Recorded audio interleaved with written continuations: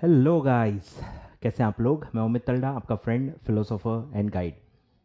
तो बहुत ही important topic लेके मैं आया हूँ सर, और जो हर स्टूडेंट के ज़ुबान पे है और जिस पे उनको गाइडेंस की रिक्वायरमेंट है। ठीक है, तो मैं कोशिश करूँगा कि मैं आपको अलग अलग पॉइंट्स पे गाइड कर पाऊँ। काफ़ी इंपॉर्टेंट वीडियो आपके लिए होने वाला है एंड आई होप आप टाइम इस पे देंगे। आई होप आप पूरा वीडियो आखिरी तक इस पे देखेंगे, अच्छे से सारी बातें सुनेंगे जो मैं आपसे कह रहा हूँ, और कमेंट्स में सारी चीज़ें पूछने की कोशिश न करें बिना वीडियो देखे। ठीक है, it's a disrespect to my time. अगर मैं आपको टाइम दे रहा हूँ तो आप भी टाइम निकाल के पूरा वीडियो आखिरी तक देखें। आप स्पीड बढ़ा सकते हो उसकी, 1.5x में आप देख सकते हो, कोई दिक्कत नहीं है। बट पूरा वीडियो आखिरी तक देखें। वीडियो को लाइक कर दें, चैनल को सब्सक्राइब कर दें और वीडियो को शेयर कर देना अगर आपको ये काम का लगे तो। ठीक है, तो लाइक करना मिनिमम है और इस वीडियो का मैं लाइक टारगेट भी रखूंगा। जस्ट आपके तरफ से कमिटमेंट है कि नहीं, क्योंकि मैं वीडियोस काफ़ी बनाता हूँ, आपको भी पता है, वीडियोस बनाता हूँ और बनाते रहूँगा। बट थोड़ा सा मोटिवेशन मुझे भी मिलेगा अगर आप थोड़ा सा सपोर्ट करेंगे, थोड़ा सा लाइक करेंगे, शेयर करेंगे, तो मुझे भी टाइम निकालने का थोड़ा मोटिवेशन मिलेगा। तो इस वीडियो का लाइक टारगेट रख रहा हूँ मैं 300 लाइक्स। ठीक है, एंड आई होप आप ये करवा देंगे। ठीक है, चलिए स्टार्ट करते हैं। टॉपिक क्या है सर? टॉपिक क्या है? Topic is how to start again. ठीक है, how to start again. Repeaters video है ये। ठीक है, जितने भी बच्चे हैं जिन्होंने दिसंबर 22 पेपर दिया हुआ है और जो अनफॉर्चुनेटली पास नहीं हो पाए हैं, ठीक है, पेपर काफ़ी टफ था और रिजल्ट भी काफ़ी कम लगा है, आपको सब पता ही है। ठीक है, तो one of the lowest result था as far as module 2 is concern. तो मॉड्यूल 2 का काफ़ी कम रिजल्ट था और कैसे आप फिर से स्टार्ट करें, ठीक है, यही सबसे बड़ी दुविधा है। सबसे ज़्यादा सवाल मुझसे यही पूछा जा रहा है कि सर शुरुआत कहाँ से करें, समझ में नहीं आ रहा है। ठीक है, अब शुरुआत करने के पहले आपको एक चीज़ ये डिसाइड करनी है कि आपको कौन सा ग्रुप देना है। ठीक है, आप उसको पेंडिंग नहीं रख सकते। तो सबसे पहले आपको ये डिसाइड करना है कि आप सिंगल मॉड्यूल जाओगे या बोथ मॉड्यूल जाओगे। ठीक है, ये बहुत बड़ा सवाल है। इसके लिए मैं थोड़े बहुत आपको पैरामीटर्स बता देता हूँ। ठीक है, कि क्या आप कैसे सोच सकते हैं। अगर आपका स्कोर ठीक ठाक है, मतलब 150 मिनिमम आपका स्कोर है दोनों ग्रुप में, 150 150, ठीक है, 150 के अराउंड अगर आपका स्कोर है एक एक ग्रुप में, दोनों में, तो आप बोथ ग्रुप के लिए जा सकते हो। ठीक है, 50-50 मार्क्स आप कवर अप कर सकते हो, प्रोवाइडेड प्रोवाइडेड आपने आइडेंटिफाई कर लिया है कि आप क्यों फेल हुए थे, कौन से सब्जेक्ट में आपको कम मार्क्स थे, क्यों कम थे। अगर आप एग्जैक्टली आपको पता है, you are aware of your mistakes, you are aware of your weaknesses, और आपको पता है कि आप वो कवर अप कर सकते हो, आप कॉन्फिडेंट हो उस बात के, तो आपको बोथ ग्रुप देना चाहिए। ठीक है, अब कुछ बच्चे ऐसे होते हैं कि जिनको पता ही नहीं है कि वो फेल क्यों हो रहे हैं। ठीक है, तो उनके लिए बहुत मुश्किल है, उनके लिए बहुत मुश्किल है बोथ ग्रुप फिर से देना, बिकॉज टाइम सिर्फ रिवाइज करने का ही है और सिर्फ आप फिर से रिवाइज करके ही एग्जाम दे दोगे तो 50-50, 60-60, 70 मार्क कवर अप नहीं होते ऐसे ही। ठीक है, तो आइडेंटिफाई करो। ठीक है, ये पूरे वीडियो का मैं यही कहूँगा। जो काफ़ी बच्चे गलती करते हैं, एक रूटीन की तरह पढ़ाई करते हैं कि चलो फेल हो गए, फिर से चालू करते हैं, फिर से रिवीजन वीडियोस देखेंगे, फिर से रिवीजन नोट्स ले लेंगे, फिर से चालू हो जाएंगे। अच्छी बात है, मैं मना नहीं कर रहा, आप फिर से स्टार्ट कर पा रहे हो, वही बड़ी बात है। ठीक है, बट उससे आपका रिजल्ट नहीं बदलेगा अनफॉर्चुनेटली। फिर से रूटीन जैसे आप पढ़ते हो, फिर से रिवीजन नोट्स, फिर से रिवीजन लेक्चर्स, सर आप मैराथन कब लेने वाले हो, इससे आप पास नहीं हो सकते, इससे आप पास नहीं हो सकते। आपको ये समझना होगा कि सिर्फ रिविजनरी कंटेंट से आप पास नहीं हो सकते, और जो आप अभी तक करते आए हो सेम कंटेंट, सेम तरीका, सेम अप्रोच, सेम कवरेज, सब सेम करोगे तो रिजल्ट भी सेम या सिमिलर ही आएगा। अगर आपको रिजल्ट बहुत चेंज करना है, आप बहुत ज़्यादा मार्क्स से फेल हुए हो, जैसे मैंने बताया 150 मार्क्स ही हैं, 40-40, 50-50 मार्क्स से अगर आप फेल हुए हो, तो आप एक नॉर्मल रिवीजन करके फिर से अपीयर नहीं कर सकते। ये वो लोग कर सकते हैं जो 180, 190, 195, समझ रहे हो, उस रेंज में है। 10-15 मार्क्स पूरे ग्रुप में बस आपको बढ़ाने हैं, तो वो आप रिपीट करके सेम तरीके से प्रिपेयर करके भी कर सकते हो, क्योंकि कोई मेजर इंप्रूवमेंट नहीं है, कोई मेजर इंक्रीमेंट मार्क्स का आपको नहीं करना है।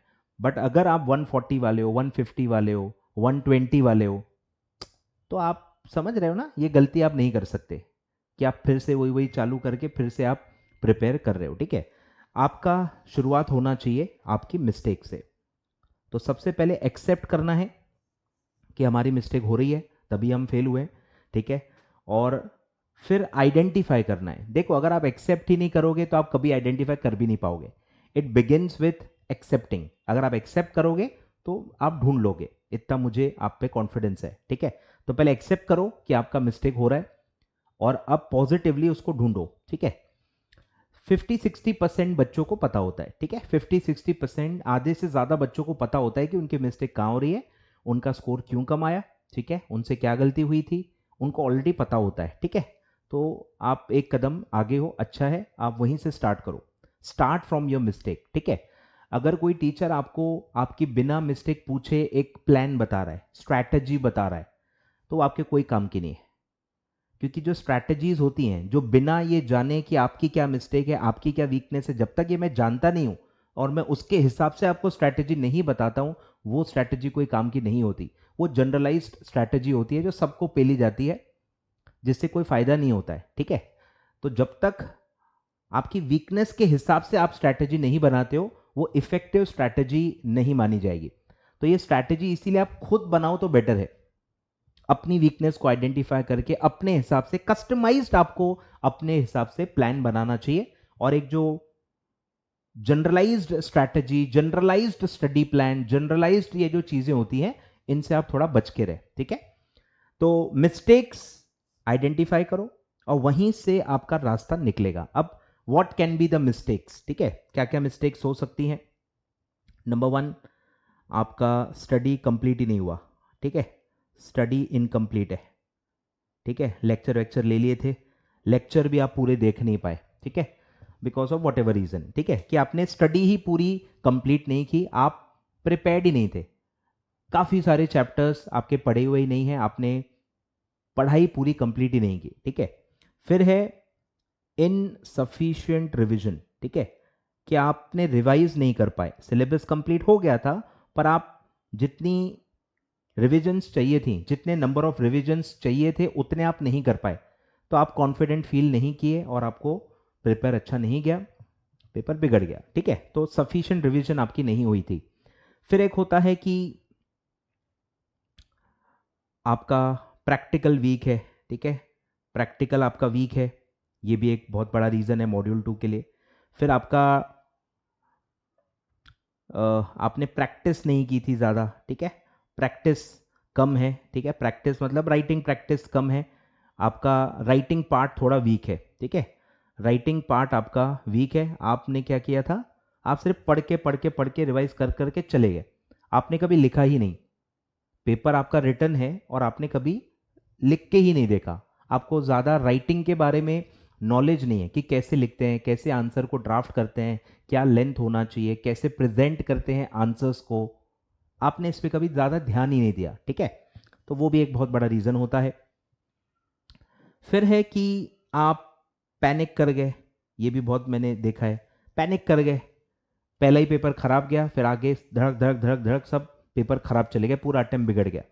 तो पैनिक या कोई पर्सनल प्रॉब्लम भी होती है। ठीक है, पर्सनल इशू के वजह से आप अटेम्प्ट नहीं दे पाए या अच्छे से आप अटेम्प्ट नहीं दे पाए, हेल्थ इश्यूज भी इसमें आते हैं। ठीक है, काफ़ी बच्चों के मैंने देखा है हेल्थ इश्यूज होते हैं, एडमिट हो गए या कुछ फैमिली इश्यूज हो गए, फैमिली में किसी की डेथ हो गई है, तो ऐसे मेजर कोई प्रॉब्लम्स हैं आपकी लाइफ में, उसके वजह से आप प्रिपेयर नहीं कर पाए या जो भी है, तो ये एक पर्सनल इशू भी होता है जिसमें पढ़ाई से रिलेटेड कुछ नहीं था, पर्सनल इशू था। ठीक है, तो ऐसे बहुत सारे आप एक लंबी लिस्ट बना सकते हो कि क्यों आपका रिजल्ट नेगेटिव आया था। ठीक है, तो ये आइडेंटिफाई करना जरूरी है, क्योंकि जहां प्रॉब्लम है वहीं काम करना जरूरी है, जहां प्रॉब्लम है उसको फिक्स करना जरूरी है, तभी रिजल्ट बदलेगा। ठीक है, तो इसीलिए मैं कह रहा हूं कि आप इनमें से पहले पहचानो कि आपकी प्रॉब्लम क्या है। अगर आपने काफ़ी लेट स्टार्ट किया था, आपका कवरेज का इशू है, आपने पूरे लेक्चर्स ही नहीं देखे, आपने सारे चैप्टर्स ही कवर नहीं किए, तो आपको वहीं से स्टार्ट करना पड़ेगा, ठीक है। अगर आपका सिलेबस कंप्लीट नहीं हुआ है, 2 2 3 3 4 4 5 5 चैप्टर बाकी हैं, आधा आधा सिलेबस बाकी है, वीडियो लेक्चर्स ही आप जिसके आपने लिए थे आप देख नहीं पाए हो, तो वहीं से स्टार्ट करो, लिस्ट बनाओ, जो भी चीज़ें आपकी कवर अप नहीं हुई थी पिछले अटेम्प्ट में, जिनका आप कॉन्फिडेंस नहीं रखते हो, उनको पहले आप कवर करो, वहीं से स्टार्ट करो, ठीक है। तो अगर आपका सिलेबस कंप्लीट नहीं हुआ है तो पहले आप कंप्लीट करो, कंप्लीट योर सिलेबस, उसका आप एक शेड्यूल बनाओ, ठीक है। अब उसका देखो शेड्यूल अलग बनेगा, अब किसी के 2 चैप्टर बाकी है, किसी के 4 बाकी है, किसी के 10 बाकी हैं, अलग अलग हो सकते हैं ना। तो आपको उसको कितना टाइम लगेगा वो तो आपको कैलकुलेट करना पड़ेगा, कितने सब्जेक्ट्स हैं, कितने चैप्टर्स हैं, उनके कितने आवर्स हैं, सब कैलकुलेट करके प्रॉपर शेड्यूल बनाना पड़ेगा और उसको एक टाइम बाउंड मैनर में पहले कंप्लीट करना पड़ेगा, समझ रहे हो। तो ये आपका होमवर्क है, लिस्ट बनाओ, आइडेंटिफाई करो, लिस्ट बनाओ, देखो कितने आवर्स का है और एक प्रॉपर शेड्यूल बनाओ, देखो कितने दिन उसमें लगेंगे। प्रायोरिटी बेसिस पे पहले आपको अपना सिलेबस कंप्लीट करना पड़ेगा, तो ही आप रिवीजन, अमेंडमेंट, ये वो सब बात की बात है। पहले आपका सिलेबस कंप्लीट होना चाहिए, सारा सिलेबस आपको आना चाहिए, समझ में आना चाहिए, that is always a priority, ठीक है। तो सिलेबस कंप्लीट कर लो। फिर अगर आपकी रिवीजन नहीं हुई थी, पढ़ाई पूरी हो गई है, अंडरस्टैंडिंग पूरी है, ठीक है, बस आप रिवीजन नहीं कर पाए थे, तो आप डायरेक्टली रिवीजन स्टार्ट कर सकते हो, समझ रहे हो। आप कुछ क्या कवर करोगे, कोशिश करो कि आप थोड़ा बहुत कवर कर लो, क्योंकि ऐसा कोई बच्चा नहीं है जो कहे कि मैंने सब कुछ कवर कर लिया था, बहुत रेयर होता है। बोथ मॉड्यूल में तो बहुत ही मुश्किल है, सिंगल मॉड्यूल था, बहुत ज्यादा टाइम मिला था, तो ठीक है, हो सकता है कि आपने सारी चीजें कवर कर ली हो, बट बहुत रेयर होता है। अगर आप मॉड्यूल खोल के बैठोगे, अगर आप मॉड्यूल का इंडेक्स खोल के बैठोगे, आपको कोई ना कोई चीज मिलेगी जो आपने कवर नहीं की थी, ठीक है। तो इसमें भी मैं कहूंगा कि पहले आप थोड़ा सा कवरेज को बढ़ाओ, कवरेज थोड़ा सा ज्यादा रखो जितना ज्यादा हो सके, और उसके बाद आप रिवीजन स्टार्ट कर दो, क्योंकि आपने पहले रिवीजन नहीं की थी, तो अब आप रिवीजन्स थोड़े से ज्यादा करो, 3 रिवीजन्स, 4 रिवीजन्स, आप बड़ा रिवीजन प्लान बनाओ, प्रॉपर रिवीजन के शेड्यूल्स बनाओ और उसको फॉलो करके कोशिश करो कि मल्टीपल रिवीजन्स आप कर लो, ठीक है। तो उसका देखो प्लान अलग बनेगा। फिर अगर आपका प्रैक्टिकल वीक है, ठीक है, प्रैक्टिकली वीक है, प्रैक्टिकल में कॉन्फिडेंस ही नहीं है, तो भाई आप पहले बेसिक मैथ्स पे काम करो, बेसिक मैथ्स पे एक आध हफ्ता दे दो, 7 डेज आप बेसिक्स पे ध्यान दो, मैथ्स समझ लो, इक्वेशंस को स्टडी करो, इक्वेशन के रूल्स क्या होते हैं, इधर का उधर जा रहा है, डिवाइड हो रहा है, मल्टीप्लाई हो रहा है, स्क्वायर, स्क्वायर रूट, ठीक है, ये जो बेसिक्स होते हैं इक्वेशंस के, ये अच्छे से आप समझ लो। 8 9 10th की कोई भी बुक ले सकते हो, गूगल अंकल आपके साथ बैठे ही हैं, गूगल पे सर्च कर लो, कोई दिक्कत नहीं, यूट्यूब भी पूरा आपके पास है, ठीक है। तो इक्वेशंस का पूरा समझ ले लो, रेशो प्रपोर्शन आप समझ लो, कैसे रेशो प्रपोर्शन कन्वर्ट करते हैं, डेसिमल को थोड़ा सा प्रैक्टिस करो, कैसे हम डेसिमल को परसेंटेज में कन्वर्ट करते हैं, परसेंटेज को डेसिमल में कन्वर्ट करते हैं, rupees in lakhs, rupees in thousand, rupees in crores. थोड़ा ये जो नंबर्स का आपका प्रॉब्लम है, इसको आप पहले फिक्स करो, चीज़ों को सिंप्लीफाई करो, अपने माइंड में थोड़ा सा जो स्टेप्स होते हैं ना, या जो रूल्स होते हैं वो बिठा लो, कैलकुलेटर पे थोड़ा टाइम बिताओ, कैलकुलेटर को थोड़ा सा फ्रेंडली बनाओ, कैलकुलेटर से जो डर है वो हटाओ, प्रैक्टिस से ही आएगा वो, ठीक है। तो प्रैक्टिकल अगर आपका वीक है तो आपको थोड़ा मैथ्स पे टाइम देना पड़ेगा, बिलीव मी, एक आध हफ्ता 10 दिन से ज़्यादा नहीं लगता, वो भी बहुत ज़्यादा बोल दिया मैंने। अगर आप फुल डे देते हो ना, 2 4 दिन में ही ये थोड़ा सा आपका कॉन्फिडेंस बढ़ जाएगा, और एक बार आपका मैथ्स ठीक हो गया, आपको इक्वेशंस, रेशो प्रपोर्शंस, ये वो सब अगर आ गया, फिर जब आप प्रैक्टिकल सॉल्व करने बैठोगे आपको रियलाइज होगा कि ये सब मैथ्स का इशू था, क्योंकि प्रैक्टिकल्स में एज सच कोई बहुत ज़्यादा टफ है ही नहीं। अगर आप सीएमए की बात करोगे, अगर आप एफएमएसएम की बात करोगे, कंसेप्चुअली प्रैक्टिकल क्वेश्चंस में कुछ है ही नहीं, 2 4 ही स्टेप्स होती हैं या फॉर्मूला ड्रिवन होता है। तो अगर आपको फॉर्मूला याद है, फॉर्मूला समझा हुआ है, मल्टीपल टाइम रिवाइज किया हुआ है, तो आपको फॉर्मूला रिकॉल हो जाएगा, और फॉर्मूले में बस वैल्यूज पुट करके मैथमेटिकली उसको सॉल्व करना होता है, समझ रहे हो। सब अलग अलग रिक्वायरमेंट्स हैं, फॉर्मूला समझना, फॉर्मूला याद रखना, फिर फॉर्मूले को अप्लाई करना, फॉर्मूले को जब आप अप्लाई करते हो वो मैथ्स है, फॉर्मूले को समझना वो टीचर का काम है, ठीक है, जहां से आपने क्लासेस लिए, जहां से आपने कंसेप्ट बिल्डिंग की है, वहां से वो काम आएगा, और फिर उसको मल्टीपल टाइम रिवाइज करना तो आपको रिकॉल होगा। सब देखो अलग अलग है, समझने में टीचर हेल्प करेगा और रिकॉल करने में, याद करने में रिविजन्स काम आएंगी जो आपको खुद करना है, और फिर जब आपको उसको अप्लाई करना है तो वहां पे मैथ्स काम आएगा। तो इतना डिटेलिंग में आपको जाना पड़ेगा। प्रैक्टिकल्स को आप, ठीक है, मैथ्स पूरा स्टडी कर लो और फिर प्रैक्टिकल्स में आप क्या करो, जो मैंने आपको बताया हुआ है पर आपने फॉलो नहीं किया होगा, ठीक है, तो वो आप करो इजी, मीडियम, टफ। ठीक है, इसका मैंने दिया हुआ है ऑलरेडी। टाइप वाइज मैंने प्रैक्टिकल्स के टाइप्स आपको बताए हुए हैं, जो वीडियो में मैंने बताया हुआ है उसका लिंक मैं डिस्क्रिप्शन में दे देता हूं। ठीक है, वो पूरी लिस्ट आप देख सकते हो। ठीक है, तो इजी, मीडियम, टफ से आप स्टार्ट करो। पहले इजी सारे क्वेश्चंस कवर कर लो। इजी वाले कौन से होते हैं सर? जो एक ही स्टेप में आंसर आ जाता है। Put the value, get the answer. Formula अगर आपको याद है, फॉर्मूले के सारे वैल्यूज दिए रहते हैं क्वेश्चन में, बस आपको वैल्यू पुट करना है, उसको सॉल्व करना है, आपका आंसर आ जाएगा। ठीक है, तो वो होते हैं इजी, जो एक ही स्टेप में आंसर आ जाता है। फिर होता है मीडियम, जिसमें थोड़ा सा इक्वेशन का काम आएगा, थोड़ा घुमाना पड़ेगा, थोड़ा कन्वर्ट करना पड़ेगा, थोड़े स्टेप्स परफॉर्म करने पड़ेंगे, उसके बाद आंसर आएगा। तो वो मीडियम कैटेगरी के होते हैं। और फिर आता है टफ कैटेगरी, जिसमें मल्टीपल सीरीज ऑफ मैथमेटिक्स, थोड़ा सा लॉजिक, थोड़ा सा क्वेश्चन घुमा के आता है, थोड़ा क्वेश्चन लेंदी भी आता है। तो वो होते हैं टफ क्वेश्चन, जो लेंदी हैं, टफ हैं, मल्टीपल कैलकुलेशंस हैं, फॉर्मूलेज भी आपको ध्यान में रखने हैं, मल्टीपल जगह है जहां पे आप गलती कर सकते हो, उसको कहते हैं टफ क्वेश्चन। तो वो टफ फिर आपको लास्ट में करना है। आपसे हो तो आप करो, नहीं तो आप टफ वाले जो क्वेश्चंस होते हैं वो आप स्किप कर सकते हो। मैं ऑलरेडी बता चुका हूं, as far as CMFM is concern 5 to 6 question. इस बार थोड़े ज्यादा आ गए थे, चलो 10 क्वेश्चन, 10 से ज्यादा क्वेश्चन टफ नहीं आते प्रैक्टिकल्स। अब वो टफ आपको क्यों लग रहे हैं? क्योंकि आपने प्रैक्टिस नहीं की, आपने कवर नहीं किया।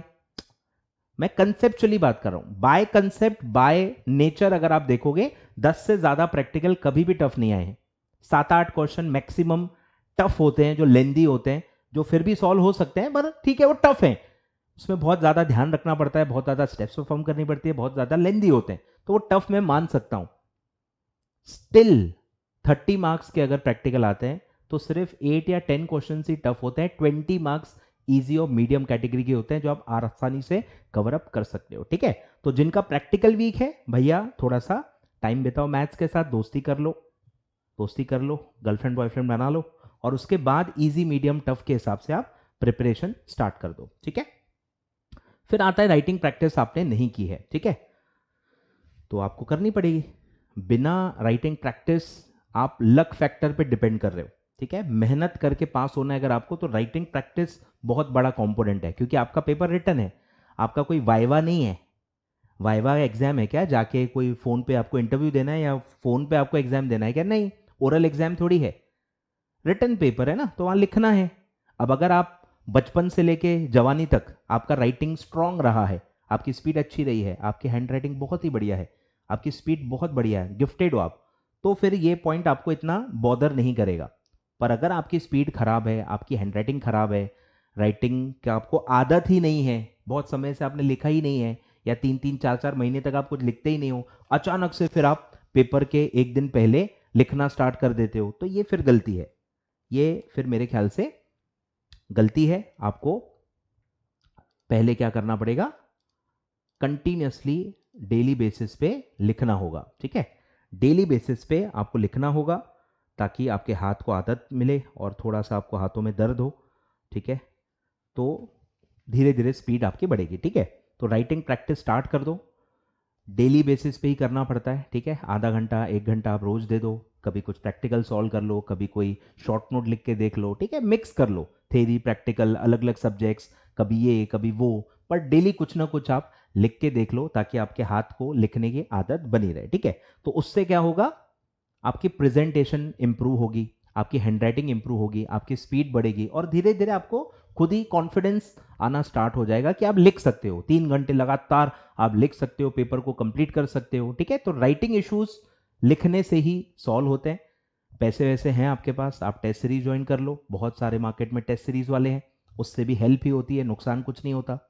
तो आप टेस्ट दे दो, टेस्ट के बहाने प्रिपरेशन हो जाती है, प्रिपरेशन के बहाने फिर लिखना भी हो जाएगा, हर चीज हो जाती है। ठीक है, कुछ ना कुछ फायदा ही होता है मेरे हिसाब से, नुकसान नहीं होता टेस्ट सीरीज से। ठीक है, तो आप टेस्ट सीरीज भी ज्वाइन करना कंसिडर कर सकते हो। फिर है कि पैनिक है। अब पैनिक में तो मुझे नहीं लगता कि मैं पर्सनली कुछ हेल्प कर सकता हूँ। पैनिक बेसिकली है कि आपको अपने आप को समझना है कि हाउ यू बिहेव, क्या इनपुट से आपको प्रॉब्लम होती है, जिस इनपुट से आपको प्रॉब्लम होती है, जो चीज़ें आपको परेशान करती हैं उनसे आपको दूर रहना है, नेगेटिविटी से दूर रहना है, पॉजिटिव रहना है, एक्सरसाइजेस करनी है, मेडिटेशन करनी है, ये सब वर्क करता है। ठीक है, तो आप पैनिक क्यों होते हो, क्या चीज़ें आपको ट्रिगर करती हैं, थोड़ा अपने आप को समझो बैठ के, और जो चीज़ें ट्रिगर करती है उनसे थोड़ा दूर रहो, और कोई रास्ता नहीं है। ठीक है, क्योंकि डे टू डे बेसिस पे आप क्या कंज्यूम कर रहे हो, क्या इनपुट्स ले रहे हो, वो आपके आपके ऊपर है ना। कोई टीचर थोड़ी ये मॉनिटर करेगा, कोई इवन मैं कह रहा हूँ पेरेंट्स भी इतना टाइटली मॉनिटर नहीं कर पाएंगे कि आप किन से बात कर रहे हो, क्या वीडियो देख रहे हो, क्या इनपुट ले रहे हो, क्या सोच रहे हो। डे टू डे बेसिस पे इतना कोई आपको ट्रैक नहीं कर पाएगा। ये आपको खुद ही करना है कि आप कैसे पैनिक होते हो, क्या ट्रिगर पॉइंट्स हैं, कैसे आपको उनसे दूर रहना है, कैसे उन दोस्तों से जो निगेटिविटी फैलाते हैं उनको उनसे दूर रहना है। ये आपके ऊपर है, ये आपको ही करना है। ठीक है, तो पैनिक के सिचुएशंस को आपको रिड्यूस करते जाना है, कॉन्फिडेंट रहना है, एक्सरसाइज करना है, मेडिटेशन करना है, और अपने आप को पूरा पॉजिटिव रहने की पूरी पूरी कोशिश करनी है। ठीक है, फिर पर्सनल अगर आपके इश्यूज हैं, इनमें भी हम कुछ नहीं कर सकते। पर्सनल इश्यूज आपको रिजॉल्व करने ही पड़ेंगे। अगर आप पढ़ाई के लिए बैठ ही नहीं पा रहे हो, हेल्थ इश्यूज हैं या फैमिली के इश्यूज हैं, आपको एनवायरनमेंट नहीं मिल रहा है, तो ये तो कैसा है कि आप ही को उसमें हेल्प लेनी पड़ेगी, आपके पेरेंट्स की, आपके भाई की, कोई बड़ा भाई है, बड़ी बहन है, छोटा भाई है, छोटी बहन है, कोई भी है, फ्रेंड्स हैं, इनकी आपको हेल्प लेनी पड़ेगी, जिनके साथ आप रह रहे हो वही आपको रास्ता निकाल के हेल्प कर सकते हैं। टीचर्स यहाँ बैठ के कुछ नहीं कर सकते। ठीक है, वो आप ही को थोड़ा सा हेल्प लेनी पड़ेगी। आस्क फॉर हेल्प, फैमिली में हेल्प मांगो, आपको ज़रूर मिलेगी। मैं आपको 100% वादा करता हूँ, फैमिली से अगर आप हेल्प मांगोगे आपको मिलेगी। तो आप हेल्प मांगो, रास्ते निकालो, निकल जाएंगे। ठीक है, चलो ठीक है, तो ये सारी बातें थी। अब मैं आपको बेसिक्स भी बता देता हूं। ठीक है, कि क्या टाइमिंग है, टाइम मैनेजमेंट क्या है, वो भी मैं आपको बता देता हूं। ठीक है, ताकि आप अपना प्लान थोड़ा एक्यूरेटली बना पाओ। सबसे पहला है रिवीजन टाइम। ठीक है, मेरे हिसाब से 3 रिविजन्स ठीक है।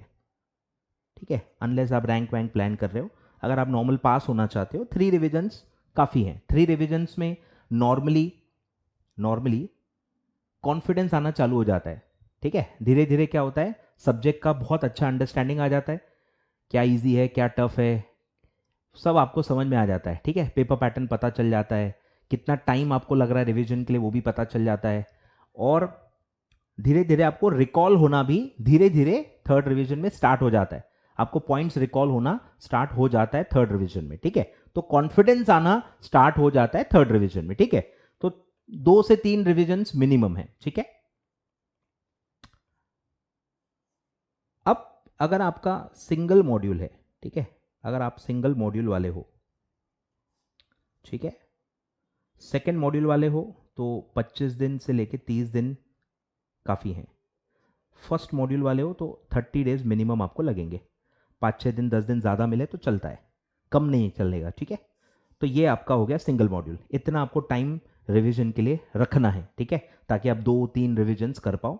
फिर अगर आपके भैया हैं बोथ मॉड्यूल, तो भैया मुश्किल काम है, आपको चाहिए 60 डेज। ठीक है, 2 मंथ्स आपको नॉर्मली मिनिमम लगते हैं, क्योंकि 8 सब्जेक्ट है। ठीक है, 8 सब्जेक्ट है, और 2 रिविजन्स भी आप मिनिमम मानोगे तो भी आपको 1.5 से 2 महीने लग जाते हैं। ठीक है, अच्छे से रिवीजन करना है, थोड़ा बहुत टेस्ट भी देना है। ठीक है, तो 60 दिन तो आप लेके बैठो।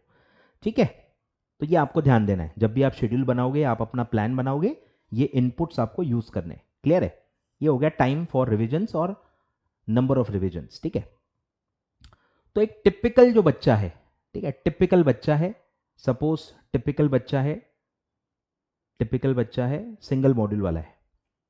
ठीक है, तो मतलब आपके पास कितना कट ऑफ डेट है, 30 अप्रैल। ठीक है, 30 अप्रैल तक आप इंप्रूवमेंट्स करो। ठीक है, आप इंप्रूवमेंट्स कर सकते हो। Sir what do you mean by improvements? आप कवरेज बढ़ाओ, नए टॉपिक्स पढ़ो, नए प्रैक्टिकल सॉल्व करो, आप अमेंडमेंट्स कवर कर लो, या एडिशंस जो भी हुए हैं सिलेबस में उसको कवर अप कर लो, आप थोड़ी सी राइटिंग प्रैक्टिस कर लो। ठीक है, राइटिंग प्रैक्टिस कर लो। फिर आप टेस्ट सीरीज लगाना चाहते हो तो टेस्ट सीरीज भी लगा लो। फिर आपको अगर लेक्चर्स देखने हैं, ठीक है, तो आप लेक्चर्स भी देख सकते हो, एक आध सब्जेक्ट, दो सब्जेक्ट, ठीक है, 1 और 2 सब्जेक्ट्स आप देख सकते हो। ऑल 4 सब्जेक्ट्स के लेक्चर्स अभी नहीं हो पाएंगे, ठीक है, तो 1 या 2 सब्जेक्ट के आप लेक्चर्स लेके उसको अच्छे से पढ़ना चाहते हो वो भी पॉसिबल है, ठीक है। तो ये सब आप 30 अप्रैल तक कर सकते हो अगर आपका सिंगल मॉड्यूल है, ठीक है, और फिर मई महीना आप पूरा रिवीजन के लिए रख सकते हो, ठीक है। मई मंथ में आप रिविजन्स कर सकते हो, ठीक है। ये हो गया टिपिकल, ठीक है, typical flow time table for single module students. फिर अगर आप बोथ मॉड्यूल स्टूडेंट्स हो, अब बोथ मॉड्यूल वो ही दें जो मैंने बताया आपको, जो 2 मंथ्स रिवीजन के लिए रख पाए, ठीक है, मतलब आपके पास कट ऑफ डेट होती है 31 मार्च।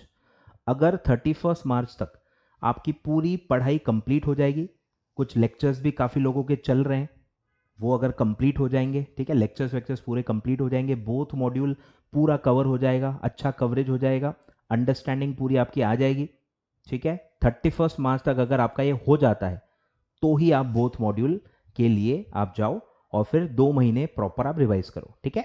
तो 31 मार्च तक ही आपके पास टाइम है, 31 मार्च तक आपको सिलेबस कंप्लीट कर लेना है। अगर वो नहीं हुआ है, फिर अगर आपको कुछ, जैसे मैंने बताया, कवरेज बढ़ाना है तो आप कवरेज बढ़ा दो, अमेंडमेंट्स कवर कर लो, ठीक है। सब डिपेंड करता है आप क्या रीजन से फेल हुए हो, ठीक है। इन सारा चीजों का कनेक्शन इससे है कि आप क्यों फेल हुए थे, आपको आइडेंटिफाई करना पड़ेगा, उस पर फिर काम करना है, और उस पर काम करने के लिए आपके पास 31 मार्च तक का ही टाइम है अगर आप बोथ मॉड्यूल देना चाह रहे हो, ठीक है।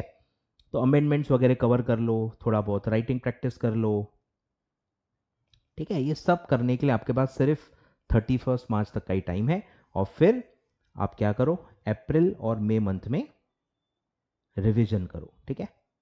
अब रिवीजन में भी आपको ध्यान देना है कि मल्टीपल रिवीजन्स चाहिए, 2-3 रिवीजन्स आपको लगेंगी, और ग्रेजुअली आपको रिवीजन का टाइम कम करते जाना है, क्योंकि एक बार आपने रिवाइज कर लिया, फिर जब आप अगली बार रिवाइज करते हो ना, आप थोड़े स्मार्ट हो जाते हो, चीज़ें आपको थोड़ी सी रिकॉल होना स्टार्ट हो जाती हैं, चीज़ें आपको थोड़ी ईजी लगने लगती हैं, और आप फिर थोड़े से कम टाइम में भी उतना सिलेबस कवर कर लेते हो, ये अपने आप होता है, ठीक है। लर्निंग कर्व कहते हैं इसको। तो फर्स्ट रिवीजन अगर आप कर रहे हो, मेरे हिसाब से 3 डेज पर सब्जेक्ट काफ़ी हैं, इससे ज़्यादा आपके पास होते भी नहीं है, ठीक है। 3 डेज पर सब्जेक्ट बाय डिफॉल्ट आप ले सकते हो। कोई सब्जेक्ट छोटा है, जैसे GIGL है, आप 2 दिन दे सकते हो। कोई सब्जेक्ट बहुत बड़ा है, टैक्स वगैरह है, तो आप 4 दिन भी दे सकते हो, आपके ऊपर है, कस्टमाइज आपको प्लस माइनस करना है। मैं एक एवरेज दे रहा हूँ, ऑन एन एवरेज 3 डेज पर सब्जेक्ट आप दे सकते हो। फिर सेकेंड रिवीजन में आप 1 दिन कम कर दो, ठीक है, तो आप 2 डेज कर दो। और अगर आप थर्ड रिवीजन भी कर रहे हो तो आप फिर 1 डे में करो, क्योंकि एग्जाम में आपको 1 डे मिलेगा, ठीक है। तो लास्ट रिवीजन जो एग्जाम के पहले होगी वो 1 डे की होनी चाहिए, ताकि आप 1 डे में मतलब कवर कर पाओ। थर्ड रिवीजन सीधे आपकी 1 डे की ही होनी चाहिए, और फिर फोर्थ रिवीजन जो होगी वो सीधे एग्जाम के पहले होगी, ठीक है। तो 1 डे ही मिलेगा। तो एक बार एटलीस्ट आपने 1 डे वाला शेड्यूल फॉलो कर लिया है, तो आपको पता रहता है कि आपसे क्या गलतियां हो सकती हैं, आप कितना कवर कर सकते हो, कैसे आपको काम चलाना पड़ेगा, सुबह पढ़ना है, रात को पढ़ना है, जल्दी उठना है, जो भी चीज़ें होती हैं वो एक रूटीन आप एक बार जी लेते हो ना, तो एग्जाम के पहले वो फॉलो करना आसान हो जाता है, आप गलतियां नहीं करोगे, क्लियर है। तो ऐसा है, ठीक है। अब सबकी अलग अलग रीज़न होगी, सबकी अलग अलग नीड होगी, तो मैं सबके लिए शेड्यूल्स नहीं बना सकता, ठीक है। तो आपको खुद ये काम करना है। वो काम खुद करने के लिए जो नॉलेज चाहिए, जो इन्फॉर्मेशन चाहिए, वो मैंने आपको इस वीडियो में दे दिया है। अब अगर आप एग्जीक्यूटिव लेवल के बच्चे हो तो आप खुद कर लोगे, ठीक है। खुद करने की भी आदत डाल लो। बच्चे मैंने देखा है ना कि चलो एक टीचर है ना तो उसको उसका पूरा यूज ले लेते, अच्छी बात होती है वो, बट जो आप काम खुद कर सकते हो, क्योंकि आप अपने आप को बेटर जानते हो, आपके एनवायरनमेंट को, आपके प्रॉब्लम्स को, आपके रिसोर्सेज को आप ज़्यादा बेटर जानते हो। आप सुबह उठते हो, रात को उठते हो, कैसे, मतलब क्या टाइम पे आपका ज़्यादा प्रोडक्टिविटी आता है, थेरी स्ट्रांग है, प्रैक्टिकल स्ट्रांग है, ठीक है, ये सब चीज़ें आपको पता है। तो आप खुद अपना जो है प्लान बनाओगे ना, तो वो ज़्यादा एक्यूरेट बनेगा, ज़्यादा पॉसिबिलिटी है कि वो आप फॉलो कर पाओगे। काफ़ी बच्चे जो कंप्लेन करते हैं ना, सर हम फॉलो नहीं कर पा रहे, क्योंकि वो आपने खुद नहीं बनाए हैं। खुद बनाओ, सारे उसमें फैक्टर्स इनबिल्ड कर लो, आपके सारे जो प्रॉब्लम्स हैं, आपके सारे जो वीकनेसेस हैं, वो उसमें इनबिल्ड करो, उसको प्रैक्टिकल बनाओ, तो वो शेड्यूल फॉलो हो जाएगा, ठीक है। चलो, तो ये सारी बातें हैं, आई होप आपको इससे हेल्प मिलेगी, आई होप आप एक अच्छा प्लान अपने आप के लिए बनाओगे, ठीक है। It will start with identifying the mistake, ठीक है। बिना मिस्टेक आइडेंटिफाई किए ये प्रोसेस प्लीज स्टार्ट मत करें, ठीक है। रूटीन मत बनाओ इनको। और जो रेडीमेड शेड्यूल्स काफ़ी टीचर्स दे रहे होंगे, रेडीमेड चीज़ें दे रहे होंगे, उनके लिए देखो एक रूटीन है, उनके लिए रूटीन है, बस ये बताना है, हर टाइम में यही बताना है, ठीक है। उनको कस्टमाइजेशन और जो हर बच्चे की प्रॉब्लम भाई अलग हो सकती है, ये चीज़ें थोड़ा एक्सेप्ट करनी चाहिए, ठीक है। और खुद अपनी प्रॉब्लम्स को फिगर आउट करने के लिए अलाउ करना चाहिए, ठीक है। आप खुद फिगर आउट करो, क्योंकि हम आपको नहीं जानते, ठीक है, हम आपको नहीं जानते ना डे टू डे आपने क्या किया, ठीक है। ऑनलाइन क्लासेस क्योंकि मैं हूँ, इवन फेस टू फेस में भी आज क्या ही आप ट्रैक रख पाते हो एक एक बच्चे का, आपको नहीं पता रहता, ठीक है। तो आप खुद फिगर आउट करो, ठीक है, इनमें से क्या प्रॉब्लम है और इसके हिसाब से आप शेड्यूल बनाओ, ठीक है। तो आई होप आपको इससे बेनिफिट हुआ होगा, ठीक है। पूरा वीडियो आई होप आपने देखा होगा, ठीक है। लाइक वाइक तो पहले ही कर दिया होगा। और अब अगर ये काम का वीडियो लगा होगा तो शेयर कर देना फ्रेंड्स के साथ, जितने भी सेल्फ स्टडी वाले बच्चे हैं या जो भी मेरे बायर्स हैं, ठीक है। आपसे रिक्वेस्ट है भाई, शेयर करो। गुरु दक्षिणा यही है इस वीडियो की। और ऐसे वीडियोस तभी आएंगे जब आप लाइक टारगेट्स थोड़े से पूरे करोगे, ठीक है। थोड़ा मुझे मोटिवेशन मिलेगा, आपके लाइक्स देख के, आपके कमेंट्स देख के जब मुझे मोटिवेशन मिलेगा, डेफिनेटली मैं बहुत रेगुलर बेसिस पे आपके प्रॉब्लम्स को सॉल्व करूंगा, अवेलेबल रहूंगा फॉर योर प्रिपरेशन, ठीक है। चलो, थैंक यू सो मच, ठीक है।